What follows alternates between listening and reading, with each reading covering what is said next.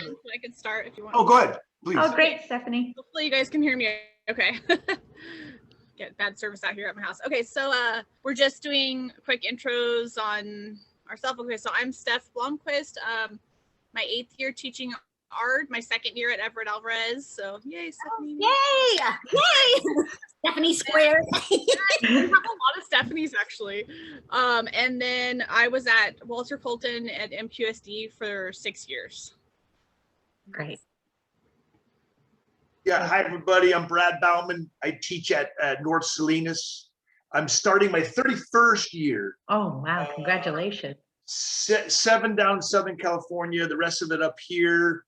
I just recently completed summer school, so it's kind of good to get back with the kids so I would be ready to get back here in a couple of weeks. I was really worried about being off for so long away from the school site that I decided to do summer school so I could be back in person. So I think I'm ready for 2 weeks from now.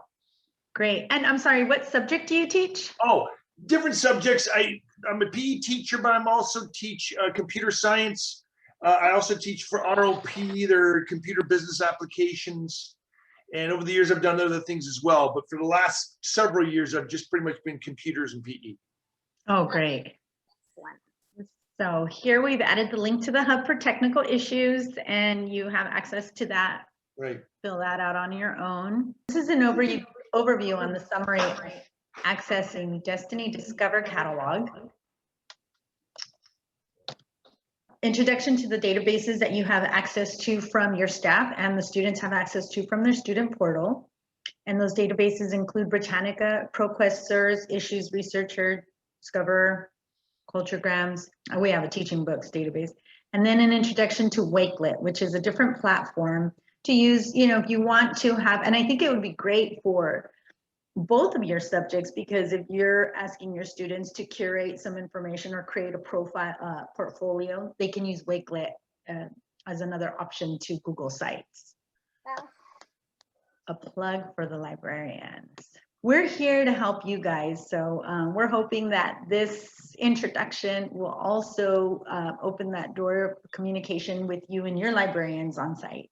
So here's a quote from Jarek Krosowska, right? And he says, it's an awfully sad misconception that librarians simply check books in and out. And this is what we get. This is our reputation. People think that we're always that's our job, to check books out to students. But the library is the heart of a school, and without a librarian, it's but an empty shell. How do you guys feel about your school library? So I mean, I feel like I haven't really got to explore very much. But I did have the librarian come and speak to my class just to give like ideas and ways to search and things. But it was during virtual, and I don't know how many of them actually did that. I didn't make it a requirement, so I definitely want to do that more next year, because we do a lot of writing and research and things. So yeah, I mean, I hope to use the library much more, and I know that librarians are very busy people. I was really close with our librarian at Walter Colton, and it was just, she was so busy all the time. So yeah, props. It's a good busy. How about you, Brad? Yeah, I am a huge fan of libraries. As a matter of fact, since I am getting closer to retirement, one of my possible volunteer jobs when I retire would be to volunteer at our county library. So I'm just a huge fan. As a matter of fact, it was just 2 days ago, I was in our county library here doing a little research on my own. But in terms of our school, we've struggled with consistency with librarians, which I think has hurt us a bit, because teachers don't really know exactly who to go to. We don't have, things are not scheduled as well as they could, so classes don't really use it. So I'm hoping as time goes on, North High's library or the librarian will be more consistent, and I think things will be better for all of us at that school. We actually collaborate once a month. So all the librarians in the district, we get together and we collaborate, and we try to come up with projects and ideas of how to reach out to our staff. And so, yeah, hopefully this is going to improve our communication with staff, you know? We had a really good librarian, Lisa Rillingale, who passed away Yeah. a few years back. And then after that, of course, we had some techs, and I don't know if you ever had a true librarian since then. I may be wrong, but it didn't seem like we had a true full-time librarian.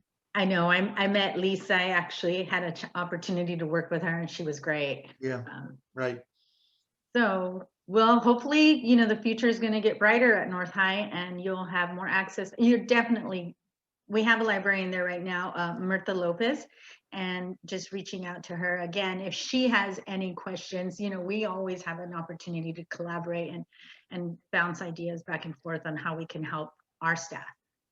Okay, and then, yeah, since none of us have been at school in a while, it'll be interesting. Excuse me, interesting here in August to see how things really start up and how classes and students can use a library, and so I'm excited about that. Great. So one really cool tool that we want to show you on using Jarrett as an example was how to pronounce his last name. And we were talking about one of the resources that we have, and it's called Teaching Books. And it's in your Rapid Identity, and it's in your staff portal. But if you click on Teaching Books and you type in this author's name. Hello, my name is Jarrett J. Krzyzowska. When I was a kid, I grew up in Worcester, Massachusetts, and Right. So what's nice about this is it has lesson plans in there. You can have book trailers. You can have meet the author. So there are actually lots of wonderful resources. Yes, actually for art, if you were to search up a specific artist, and hopefully there's some information or books on that artist, and you can share with the students any of those titles, and then they can actually hear just a quick interview from the author. And sometimes making that connection to the author is what connects the student.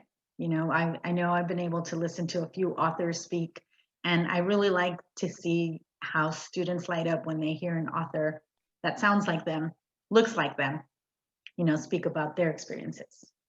So Teaching Books has that resource, and that's available to you. You will find it on Rapid Identity.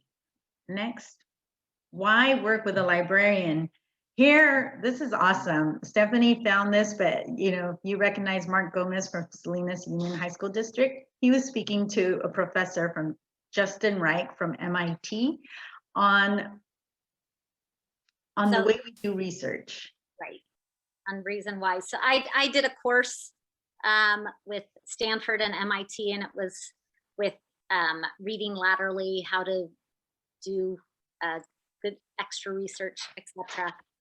Right, that's what we keep doing. We're constantly learning as well, and we're always wanting to learn like the newest, the latest and greatest. And so this is what he has to say about librarians. thing that I've been really advocating for with another colleague here who's a teacher librarian is, this renewed relationship with, our curators of information, and presenting both the core curriculum as well as some best practices in terms of database researching, right? And really underscoring the point that there's a difference, right? And if you're really wanting to engage in research in a holistic and kind of systematic way, that you're not just relegated to open web queries, right? You have a whole infrastructure that society has spent a long time building, and now more than ever, it might be useful to leverage that infrastructure before, God forbid it's gone, right? Partnering with librarians is something that we're stressing here in our district.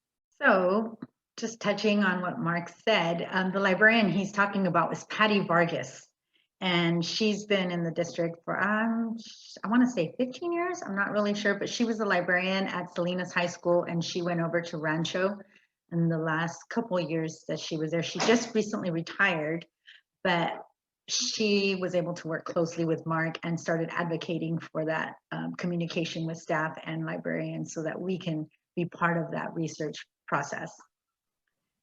So now we're going to show you how to access the first thing we're starting with is our library catalog. And we're going to show you how to access that by going to the new staff portal. Have you seen the staff portal yet? Yeah, that's great. Scroll down to the bottom, and under library resources, there's Destiny Library Catalog link. Now the students have just a slight different view of the staff portal, but it's the same thing. Click on your site, and since if you're at Everett Alvarez and at North High, I'm not really sure if you have a login password just yet. You could contact your librarian to get that password. But we're just going to go without logging in, clicking on Destiny Discover, because that is the new platform that we're using. And this is how students will be searching for books. And one thing I like to do, or I like to recommend to the teachers before they come in for a library orientation, is to do like a flipped activity. Scroll through the catalog. And this is what we did during COVID distance learning, because students still wanted to check out books. And the ones that were able to log in, place holds, I would pull the books and they were able to come and pick them up from the site. So I still had a big group of students checking out books at Salinas High, which was great. Homepage, we have students can scroll through the different genres under topics.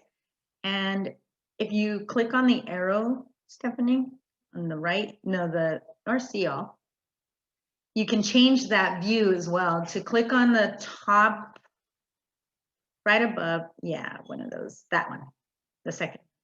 There you go. Sometimes students like to look through, they want to browse visually, but other times you can also sort this by, I like to sort by most recent. You can sort by author. And the most recent are going to give you the current published books that have been released that are added to your library. Here's where you can actually create collections with your librarian.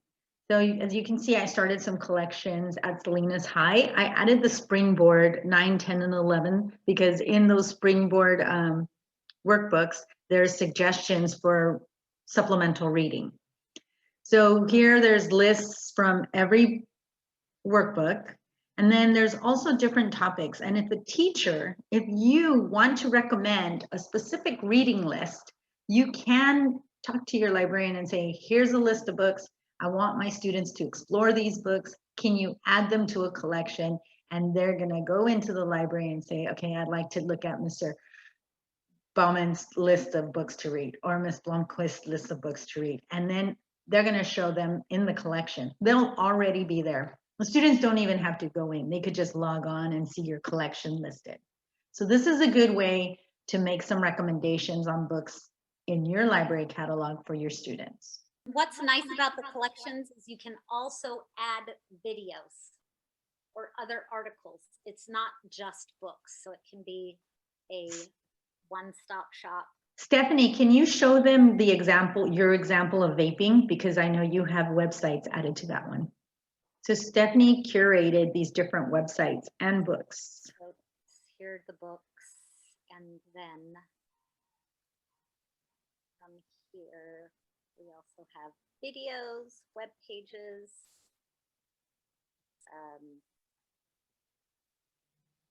articles.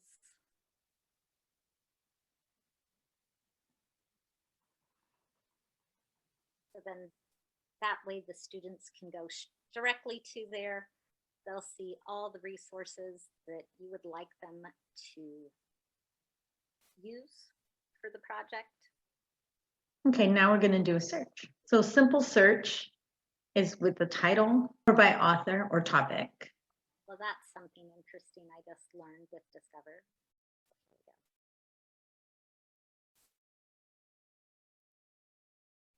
This is actually one of my favorite books. One of my favorite authors, Kwame Alexander. He writes in verse, in prose, and it's such a great read. The celebrated reader information is right there. Students have to read, some students have to read, or some teachers prefer that they read within their reading range.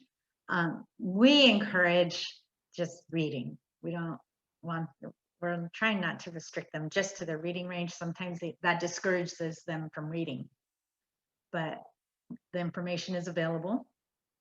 And format, go back up. There's also so then similar titles. If they like that book, they can check out similar titles, but also in format, if you scroll down just one more time, sometimes students also want to see how many pages that book is going to have before they check it out, because they're looking for a quick read. They're looking for the most points, a quick read, and if they look at the format, they'll be like, okay, I'm not checking that one out. Or, okay. Well, for me on this book, it took me, what, not long, maybe a couple of hours to read, because it was in verse. It was such a quick read, I just couldn't put it down. So yeah, so scroll back up. Format, so that's something to like dissuade the students to not check out a book. Exactly. You can't judge a book by its cover. Absolutely, or how many pages. So just by looking at those 3 dots, they can share the link to a document, to a Google chat, to a Google Classroom. If you assign reading and you are asking them to explore the catalog, and you want to make sure they've done it, you can have them do this as a homework assignment and share that link with you, so you know that they've already picked out a book prior to visiting the library. This is an activity that we're going to have you explore. And then citations. We're asking our students to cite their work, even when they journal. This is a great practice to get into the habit of start citing your work. If the citation is available, it's as easy as copying and pasting, but it's great to emphasize that. Now you've got 5 minutes to log into Destiny to Discover and search for a book. Okay, I'm doing it right now. That's a great book. It's a good way to introduce the students to different artists. So I'm on the catalog at North Salinas High School. I have a book, Chicken Soup for the Sports Fan Soul, 101 Stories of Insight, Inspiration, and all that. So what do you want me to copy to put into the chat room? So if you go to, so you'll see the book here with Chicken Soup. Yeah. For 3 dots to the right of login, select that. I see login on the top right, but I don't have any dots. Are you in Destiny Discover? You know what? I'm not. I went directly to library search for North Salinas. So I should. Yeah, okay, that's what I did wrong. All right, so Destiny Discover. All right, it's okay. So we're here to make mistakes, right? Using Destiny Discover, it's like you have everything there, and it's a lot more visually appealing than the original basic. Okay, so I'm in collections. It says public. So I know we saw Springboard and all that, but if I'm looking specifically for that one book I was looking for before. On home. Go home. Okay, I'll go to home. And then go to the magnifying glass at the top right corner. Okay, gotcha. All right, I got it. Okay, so I found it again. And now how do you want me to show this in the chat room? So the 3 dots to the right of the login, select share. And a link should come off to the right hand side. Okay. Share, I gotcha. Link, all right. Got it, and then the clipboard, and then you can just paste in chat. Okay, I'll do that right now. Thank you for adding that link. Yes, that's great. It's as simple as that. I mean, if you just want to check the student to make sure that they're actually practicing a search in the catalog, which is great because I did an internship at Hartnell, and one of the things that I asked the librarians there was, what do you want the graduating seniors to know?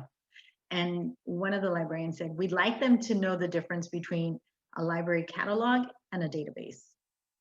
And so we're like, wow, we got to really try to focus on showing them the differences between that. And so one is library catalog. It's all the resources they can access from that site, from that library. And the databases is something that we're going to talk about next. Let's move on. Databases. Databases and why we should use them. They include peer-reviewed articles. They include primary sources. There's photos, maps, charts, and more. The citation tool is available to all students and staff. translation and different reading levels. The articles can be translated into like 50 different languages. And then you can also change the reading levels or set that search for a lower or a more advanced lexile level so that they're reading articles that they can comprehend. Videos, of course, these are the building blocks to getting comfortable with databases at that next level. Like I said, the librarians at Hartnell are saying, you know, they need more practice with databases, and this is how we could help them. You know, in my computer classes, we teach Access database, Microsoft Access. So, you know, essentially collection of all sorts of information and able to find it quickly, even if you don't know exactly what you're looking for. So we do teach that databasing. I know we're talking specifically now about library databases, but at least the students come out of our school knowing what a database is. So that's good because there's search terms that they're using. There's and are you also practicing the different Booleans and the searches? Yes. Yes, we run all kinds of queries, and it's I really enjoy teaching it a lot. I think the students see huge value in that.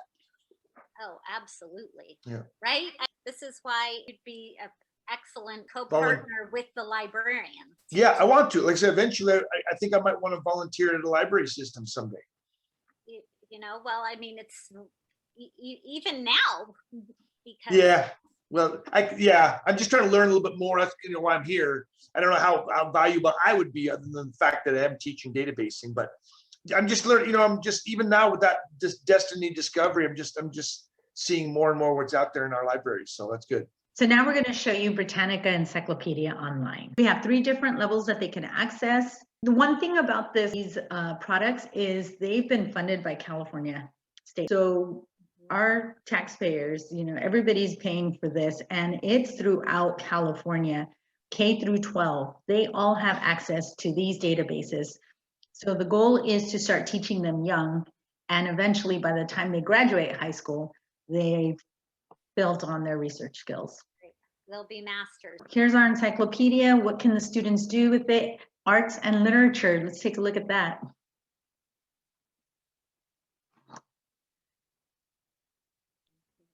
On the left, you can see the different filters: art criticism, art visuals, and go ahead and click on visuals. And if you were to click on any of these images or videos, scroll down, sharing options. The citation tool is on the right.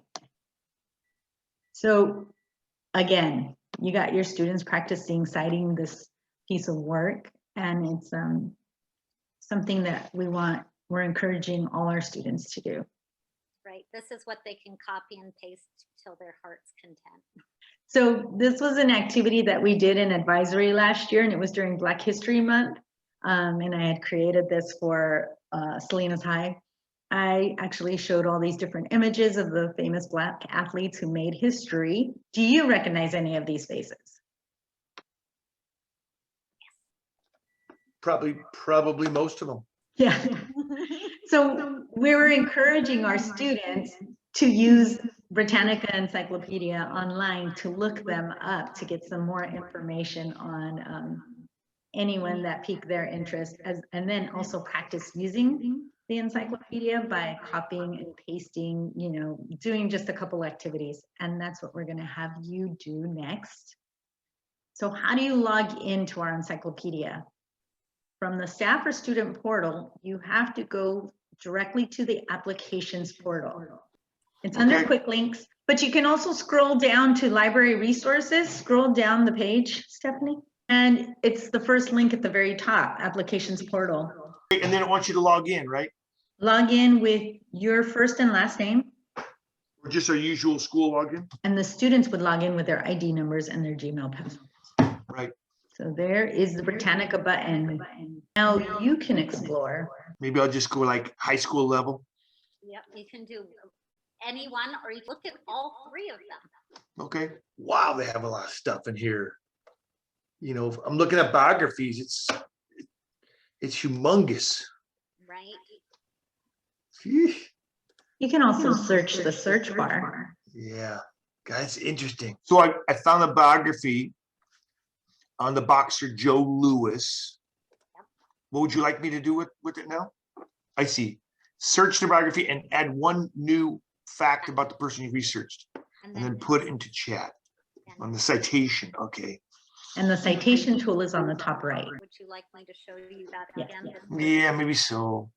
Absolutely. The citation tool is the checkbox Let me see. Let me see. to the right of the print icon, to the left. Okay, got it. Which is your translate. So as you can see from this, either yourselves or a student, they can favorite an article, they can cite it, they can translate it, and you can select from I'm sure there's over 100 languages here, and it can be read aloud to the students. So you can switch reading, see this at a reading level 3, then you can go and find a different reading level.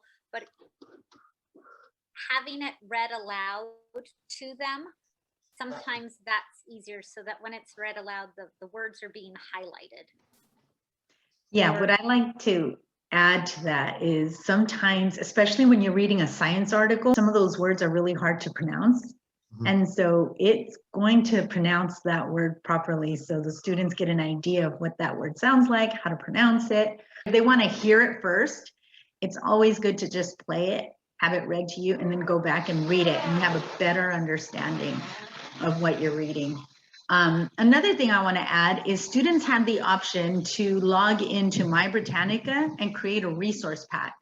So if students are doing a research project, go ahead and click on resource pack. They selected an artist and they're looking at different resources. They found images, they found the biography of the artist, they found a work on the artist, and they're trying to keep everything together. Instead of going back and trying to backtrack, try to locate that, they can create these folders, add all that information to the folders, and even add notations on why they saved it. Like, oh, here's an image for my PowerPoint. I like this article because it says this. It's your personal notes. So this is something when I'm in a classroom and I'm teaching how to use Britannica and I'm working with the students, I always tell them, create your Britannica resource packs, because they start saving their information and then they can always go back to that. They don't need to log in and start searching for all this all over again. They just go straight to their resource pack. Now we're going to go on to the databases. This is Homework Central. You go back to Rapid Identity to your applications portal. Back to SUHSD applications portal. There's a ProQuest SURS button. There's another one called Central Student down below that students have access to, but that's for more advanced researchers. I like to say that maybe the seniors, even juniors, feel like they need something more challenging, or they want to search. Click on Central Student really quick, just so you can see what it looks like. This database is very similar to what they'll be seeing in the next level, junior college or 4-year. But if we're going back to Rapid Identity and clicking on ProQuest SURS, these are the databases that the students can work with. SURS Discoverer is just an elementary platform for SURS issues researcher. They do cover controversial issues, like you would cover controversial issues under the research topics, but they also add nonfiction books. And if the student need help with a topic, it gives them some ideas here on the topics they could work with. And they can log into their Google account and save those articles to their Google Drive. You as teachers can assign it to a Google Classroom as well.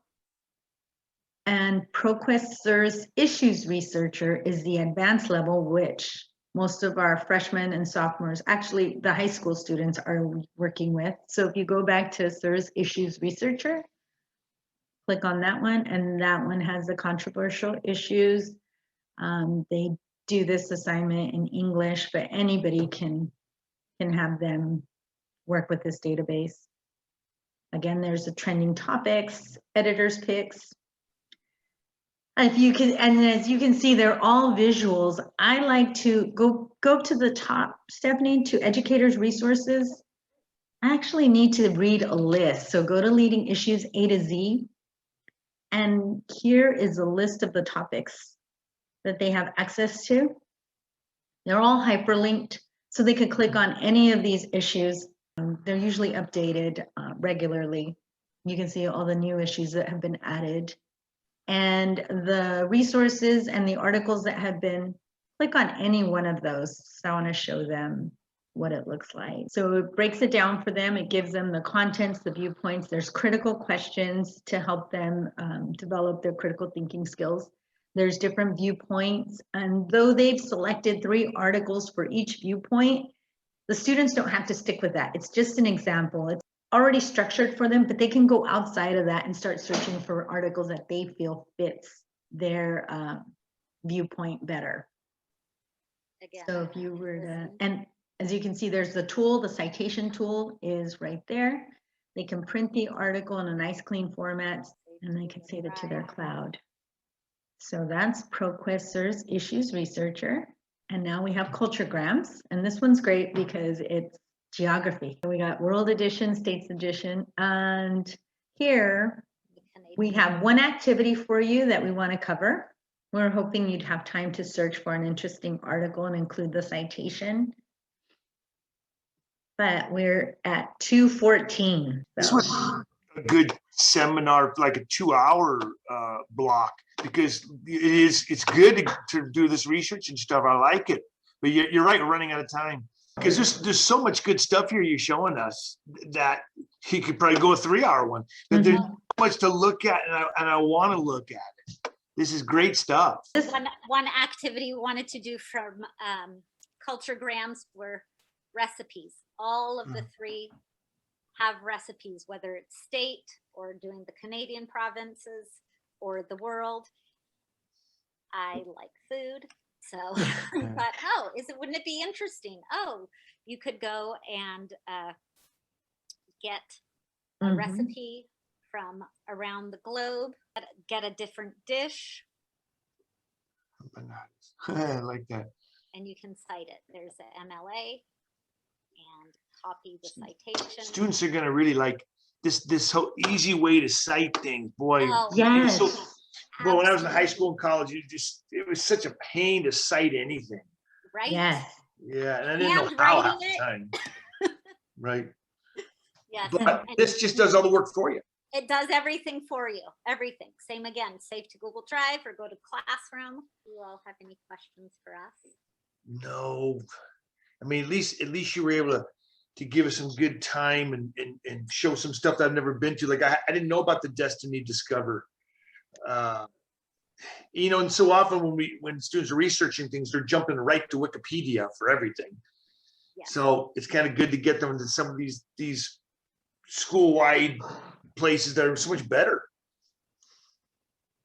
Exactly. Yes, thank you for all the resources. I bookmarked everything and well, the one that we didn't get to show you. Oh yes. Was the Wakelet. Wakelet is a platform that we were hoping to share with you, and it's a great way to create a portfolio. So go ahead and talk about that, Steph. We originally created this, so it's all here. It's in the slides. It's a curating tool. They have excellent templates and resources, but it's a total curating. So for example, if you're doing research and you found something that you loved and your website, you would just get the extension from the Chrome Marketplace and you'd click on the little W. You can either just save it directly to a bookmark or you can add it to one of the collections you've started. I've created for health. This I did multiples, but I did this for a final exam. So this had everything from videos to accessing the textbook to other articles, listening to audio, etc. So that's just a quick. Okay, thank you. It's all on the slides. Our evaluation is on the slides, and we Yes. appreciate you taking the time to see us. Here's a quick quote from Albert Einstein. The only thing that you absolutely have to know is the location of the library. And the next slide, and the next slide has the other site librarians, Yeah.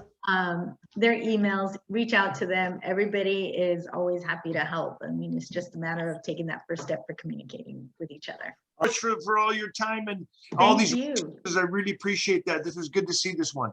Awesome. Thank you so much. Thank you. Goodbye, everybody. Good day. Bye.